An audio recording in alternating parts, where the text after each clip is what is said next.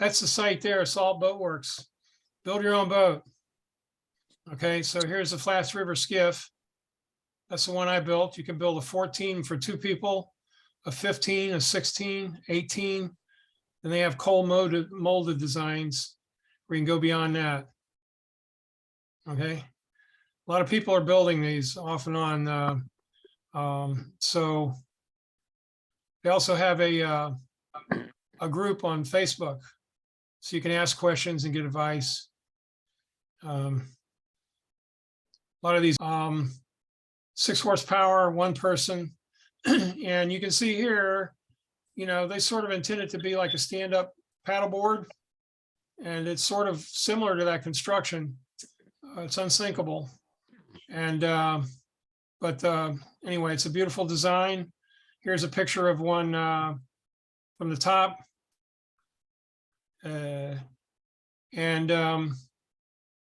so he says 50 hours. I would say 100 hours. Again, because I would sit down and try to figure out what I'm going to do next. Cost is about $1,000. The plywood, or I'm sorry, the epoxy and the other stuff, the foam, it's about $800. Mine weighs about 120 pounds because I put extra glass on it. They have a video which shows you how to put it together, so you can sort of learn from that. And again, it's 12 feet long, 4-foot beam. Actually, it's 44 inches wide at the bottom, so you can put it into the back of a boat, into the back of a truck. And you can put a 6 horsepower motor on there, and he's saying 16, 18, and I have observed that. So that's pretty cool. You start with 4 sheets of, I'm going to cheat here. He says use Okum or Meranti, a marine grade plywood. Has anybody built a boat before? Okay. Only Brian. Marine plywood's what, about 50 or 60 bucks a sheet right now for 1/4 inch. I actually built discussed it with Frank before, a flatty skiff, which was a 16-foot flat bottom rowboat a number of years ago in my lifetime. But and I got all the marine plywood and the cypress and anyway, all the wood. It cost a fortune. And this thing here, the plywood is actually the form for the boat. It's not the strength of the boat. You cover the inside and the outside of the plywood, and the strength comes from the fiberglass. The glass, yeah. Yeah. So what I did is I used what's called underlayment, which goes under flooring in houses and apartments. It's waterproof. It's not as strong as marine plywood. It's a 1/4 inch thick. It's like 5 millimeters. And so anyway, I use that. It's 15 bucks a sheet. So I cheated. Is that Luan? Huh? Is that No, it's called underlayment. That's the name of it. You look it up on you want me to look at it? No, I'm not going to make an issue of it here because I'm recording, but It goes under flooring. yeah, it's called underlay, Right. LAYMENT, and it's like 15 bucks a sheet at Home Depot. It's in stock. You can go in and buy 20 sheets if you want, because they put it under flooring. And they say use 60 feet of cypress. I took 2x4s and split them, you know, put them on the table saw and cut them. 2.5, about 3 gallons of epoxy. That's great. 18 cubic feet, 2-pound density foam. I use that. It's polyurethane foam. You pour it and it expands. It's heavy. I would probably use swimming pool noodles the next time I do it. But anyway, and 12 yards. I needed more than that. I needed about 15 yards of cloth. So, you know, it's pretty good. He's got a reference to a book here on Goodgen Brothers, which is an old-fashioned boat construction book. And he uses stitch and glue. And this is a screenshot of the video where he shows you how to put them together. And he's done it so many times, he can do it blindfolded. So he doesn't really encounter the problems that you do when you start putting them together. You get 85 bucks for the FRS12. You get the plans, which are life-size, full-size plans. And you lay them out on a plywood. and you trace them out, and then you cut them out. And I started with a jigsaw, which was ripping the 1/4-inch plywood. So actually I wound up using a circular saw. And I got a circular saw with a laser on it for like 60 bucks at Home Depot, a cheap one. And I used the laser to guide me on the line, on the trace line, and do the cutting. And it cut as well or better than any other saw. So if you're going to do that, I would definitely recommend a circular saw. Borrow Herman's. Yo, what was that? Borrow Herman's. Yeah, borrow Herman's, right? Yeah, it's not in use now until I start the 14. So I just made a couple of sawhorses and 2x4s, and then put 1x2s on top to cut on. You can see some of the pieces over here, and I stacked them up. These are the pieces that have been cut, and I don't know. You can see I really didn't make an issue out of it, but the scarf. You know what a scarf is called? It's when you take 2 pieces of plywood and you like sand a slope here on this side. So then take the belt sander and you put it on like a 5-inch angle, and over here, and you can overlay the scarf with epoxy, and you bolt the seams shut. So you take the 8-foot pieces and a 4-foot piece, and you got the 12-foot piece. Okay, so this is how you extend the plywood. And you can see here's the scarf seam. And here it starts on this side, and on the inside, it's about 5 or 6 inches in. So it's a complete overlap. It's stronger than the wood because it's epoxy bonded. So that's called a scarf. So that's the first intimidating procedure. He built a jig and used a router and tried to cut the angle. You know, he put an angle on the router and tried to plane it off that way. But I've done it in the past, and the belt sander works the best because you can, again, I don't know if you can see here, see the layers in the plywood. Yeah. So you can tell if you're on the right angle or not, and the right depth, because, you know, the different layers in the plywood, that's 1/4 inch, but it's got 5 layers. So as you go through them, you can tell you're on the right angle there, tapering it. And then you put one on top of the other, and then you just, then you put a piece of wood on the top and the bottom. I coated the wood with wax paper and put epoxy on the joints, and that's how you get a 12-foot piece of plywood. So this is a stitch and glue. Use tie wraps, and you put the pieces together. This is the interior, what the heck you call them? Anyway, the skeleton for the inside of the boat. And the first time I did is I did the plywood and then tried to fit the skeleton, and that didn't work. So the way you have to do it is you put the skeleton together, everything's loose, and then once you got the skeleton, you see the skeleton is the form for the shape of the boat. Each piece there is cut according to the profile of the bottom of the boat.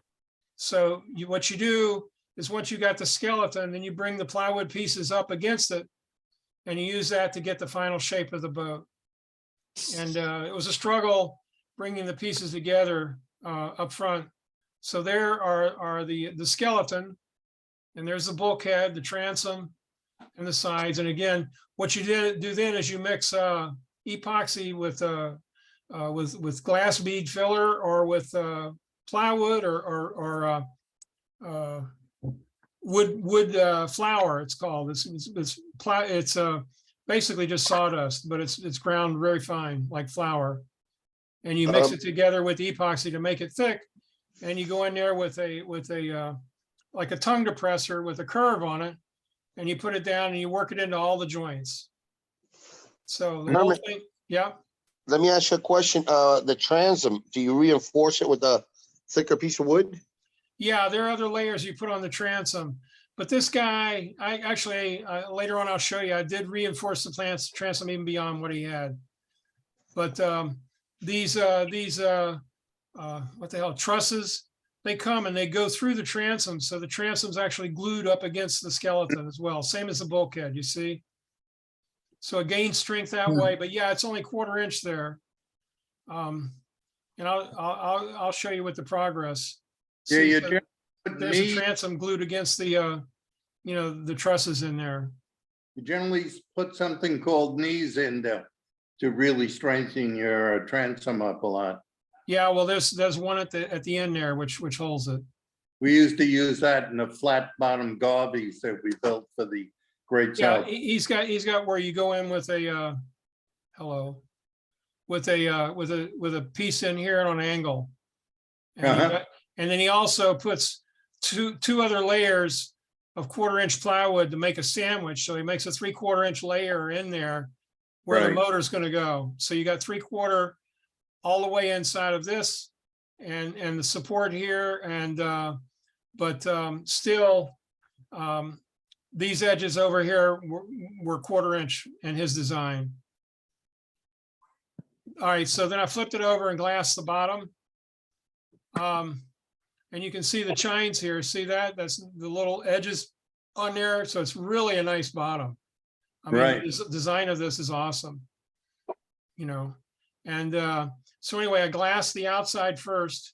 And then you go back and I glassed every compartment on the inside. I put glass on those because there's no drain. It's like a paddle board. So you fill the whole thing with glue, with the foam, and the foam actually provides support. You got the stringers and all the joints. And like I said, I put glass in the bottom. So even if water got in, it would have a coating of glass, and it also gives it double strength. So I've got glass on the outside. I put double layer of glass on the outside. Here you can see the extra layer I put on the seams, on the edges of glass. And so that way, when you bump the coral rock, which is an issue that I have, you don't go through the plywood and the single layer of glass. Mhm. Also, the gunnels, that's where he said to use a cypress. I just used the clear cut 2x4s. And anyway, you don't have a steamer. So what you do is you cut notches and you taper it around the corner that way, and you glue everything against the plywood. This, I have a stand-up board that I use, a pipe to hang on to. So I built a reinforcement in here to hold the grab bar, and then you lay in the deck. And so you've got about 4 inches of foam and the stringers and all of the reinforcement under the deck. It's a pretty boat. It's got beautiful lines. So now here's where I departed from those guys, because I wanted to go fishing. I'm not making a piano. They spend hours and hours and hours, and they put a coat of Bondo on there, and then they sand it. They put another coat of Bondo. They'll do 5 coats of Bondo. They'll go up to 2,000 grit before they paint it. And I mean, you go to the dock, the first thing I'm going to do is scrape the paint off the boat, right? Right. So anyway, at this point, I'm sort of running out of patience. So anyway, How long has it been? huh? How long has it been since you started the project at this point? About 3 months, 3 hours a day. And then I got interrupted for 6 months, and then I came back to it for another 3 months. So it took me about a year to get through the whole thing. But I had it running in 3 to 4 months. I had the first cut of it. See, here's a guy here. See, look, you can see your mirror reflection on that. But these Right. guys, they build these things, they put them in their garage. They don't fish every weekend, Mhm. so anyway, but they got some one-upsmanship. So they'd look down their nose at me, but I'm going fishing. Okay. So here's the grab bar, and I put a cooler down there, and I put a seat on the grab bar on there. And here's the first time I took it in the water. Okay. And did this over at Matheson Hammock Beach. And we took it off and I put it in. So I got the grab bar, I got the Millennium seat on there. There's a compartment up front. And, you know, my halfway paint job, the motor, Eddie, I don't know if you can see the reinforcement here of the different layers to hold the motor. Right. But anyway, okay, Yeah, I so can see it. What, how many horsepower is that? What, 15? no, it's 6 Oh my God, could fly. with 6 50. horsepower. So here I am standing up in the boat, and David Gladman and Lewis helped me launch it. But there's the first time. So you can see it's for me, it's a big kayak. It's not a stand-up paddleboard. I can't stand in it. So I got to sit. Now here, you know, fooling around with it, I took it over to Matheson Hammock, and there's some waves coming in, a nice southeast wind. You see how the transom goes from here down to here? Mhm. You know how much freeboard you got if I'm turned around and trying to crank the motor? Plus I have scuppers here, and all of a sudden the back end of the boat is sinking, right? And I got 3 inches of water in the back, an inch of freeboard here to the gunnel. Okay. And anyway, so and then I took it out there. I'm pointing it out. So I raised the transom. Eddie asked the question. I put some 57 Chevy tail fins on the side so that I can turn around and sink the rear end of the boat with my weight and still not take in water, because you see the waves coming in and they were going to wash over the side there. Okay, over the transom into the back. There's the Right. tail fins. So Oh, I added the tail fins and reinforced the transom. And actually, I have a 9.8 horsepower motor. I haven't had the nerve to try that yet. I'm still working with the 6. The thing would fly with 9.8. Oh yeah, too fast, I think. But you know, I had no idea because I had little time in the water. But I took this guy out, and my weight was too far back. Right. Okay, and I had to lean forward to get on a plane, and everything was about 18 inches too far back. But you remember, I built the brace into the stringers to support the grab bar. So by then I was starting to get frustrated with it, right? So here's a guy here. You see how he's up toward the front Mhm. with his weight? He's 18 Got the inches up extension. beyond where outboard the extension. first picture was. And see the tiller extension? He's got Yeah. the tails too. Yeah. Yeah. That's the same boat. So I built the support for the grab bar, and all I got is 1/4 inch deck up here, and I got to move everything 18 inches forward. So, like I said, I walked away from it in disgust, and then I'm walking around in the backyard, and I see an extension ladder. Because I'm trying to think, okay, do I make a rail? Do I make a seat that rolls forward and backward, and mount the grab bar forward and backward? And I saw this and I says, you know what? Like I says, I'm out of patience. I already put the tail fins and raised the transom. And I bolted the ladder to the transom. Again, it's only 1/4 inch plywood on the bottom, so I couldn't mount the grab bar there. And anyway, I used the reinforcement under the thing to anchor the ladder, and then I put the ladder up on the other side to mount it on the bulkhead. So here's Herman's completed boat with the ladder. But the ladder actually turned out to be a blessing, okay? Because I put the gas tank in, I got the battery, the GPS on the grab bar. I made a clamp for the grab bar so I can slide that back and forth. This is a step ladder, step stool from Amazon, but I've got that grabbing onto the ladder for support so it won't go back and forth. Mounted my seat on there, and I run the gas line, okay, down the ladder. So the ladder actually provides a way to have support inside of the boat. I could have made a ladder out of wood or whatever, but the compartmentalization and the backbone in the boat gives me the ability to add other issues in there instead of having them just sliding around. So this is a walk around of the whole boat. Let's see. This is this morning. Okay. So again, here's the battery, the cooler, GPS, the gasoline. The gasoline is running down the inside of the ladder. Again, you can see the supports that hold this stool will hold like 500 pounds. And again, it's held in place with loops around the steps of the ladder to hold that. And my 5-horse motor. Here's a view from the back, so you can again see the compartmentalization and how the ladder adds the backbone to the whole thing. Also, here's a shift extender. I made that, and the tiller extension. So this is where the original tiller ends. So I've got about 18 inches extension on it to bring it up behind that, and then I had to extend the shifter. Otherwise, you got to turn around and reach back and grab the shifter to go from neutral to forward reverse. What else? I put a. This is definitely an engineer's boat. Yeah, well, what does an engineer do in his spare time, right? Right.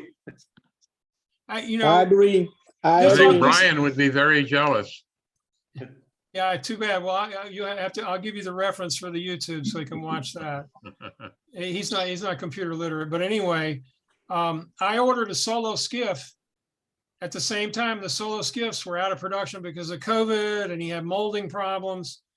And so I ordered the plans. I say, okay, it's going to be a race to see if I get the solo first or finish the boat. And after about 3 or 4 months, I actually found a used solo skiff, and I fished with that for a while. But that has gotten me wet a few times because it's more tippy. It's only like 35 inches wide. This is 44. And that makes a huge difference for me because I'm a big guy. Right. Here's the rear end. So I got the scuppers here. I don't know if Eddie's still around, but you can see now I got like 3/4 plus 3/8 on the transom. So that would support the 9.8 motor if I put it on there. I mounted the GPS with my red lines so I can go get lost wherever I want to go. Oh, here you see, here's a little block of starboard, and that holds the ladder onto the reinforcement that's below the deck. So I had to move the grab bar that far forward in order to get the proper balance on the boat to go on a plane. There's a motor with the extension on the shifter. Right. And again, the scuppers are the last things I put in. I'll finish those at some point. But you can see the amount of freeboard that I've added there. So if I lean in the back, so I don't know, you want to see if we can go for a ride? Let's see if I can get this up.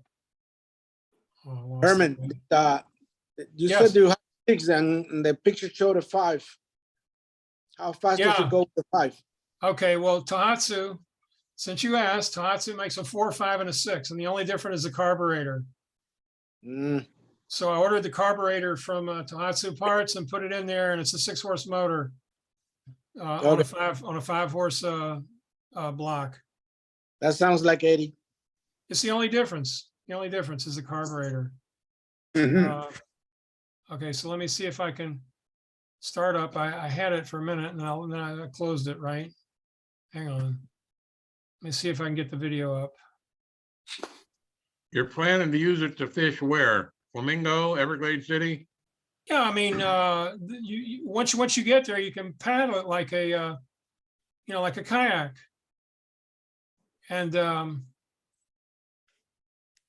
hang on, let me get there. L28 would be a great spot to take it. Where? L28. Yeah, not that's the true. Well, Everglades. those are sheltered areas, but I'm thinking more Palm Key. Mhm. Okay, or run it. It's 8 miles out to Kumaran Key, Bowie Key Yeah. from the dock, and it'd take me 3 hours to get out there with a Kayak. kayak, right? So I can run out there. This thing runs at, quick walk around. Here, hang on. And you bought a flats boat? Why? Yeah, right. To take a partner with me, right? I guess. Okay, so, all right, you can see that, right? So here's a video that I've got with the walk around, which is the same information. Right. So I went up to Markham Park. See, there are already scratches from trying to get. See, that's the, you know, screwing it up on the trailer. We're unseated right now. Hopefully. There I am in it. Let's see if we can get on a plane, okay? Can you hear it? Uh-huh.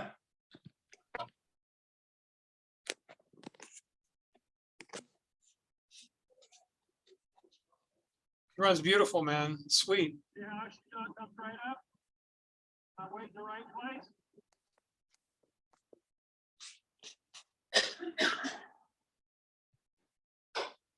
And she's doesn't flex.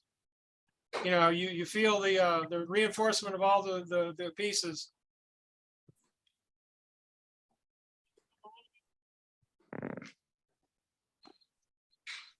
Herman, what did you do with the cooler? What's that? The cooler.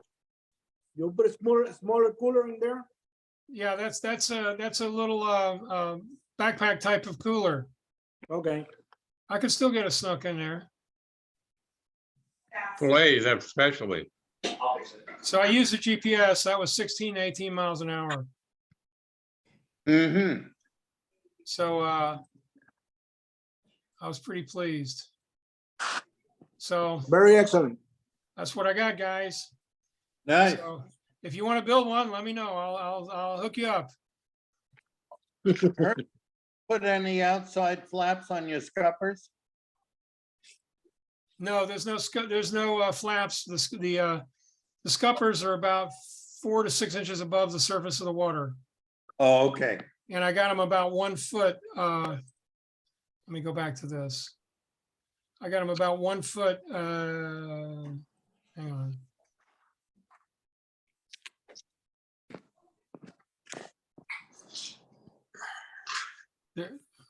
See, they're a few inches above. They're like an inch above the deck, and then you got about 4 inches above the water line.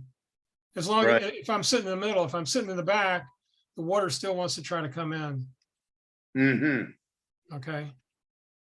But I mean, I only get about a ½ inch of water in the back because I got to lean back. I'm 250 pounds. I go to the back of that boat to crank that motor, you know, then I need a displacement back there to be able to support my weight.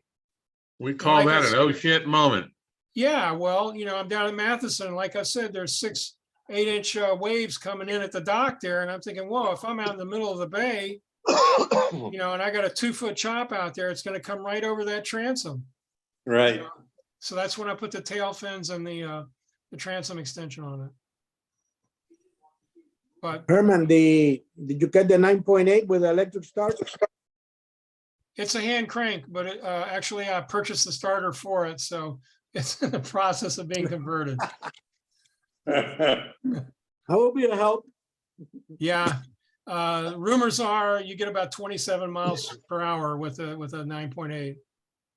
Wow. So I don't know if I'm young enough to try that. I gotta, you know, let some of my Waiting for you to hit a sea cow or who knows, in the freshwater, maybe an alligator that came up too quick. Yeah, well, that's the same problem, you know, if you're Flamingo anyway. One day I was coming out of the channel at Flamingo and I'm running full blast, you know, just came out past the Rob Fordyce marker there, and I'm going down towards Murray Key, down the channel towards the big, and all of a sudden 2 manatees stick their head up right in the middle of the channel. I go, oh man.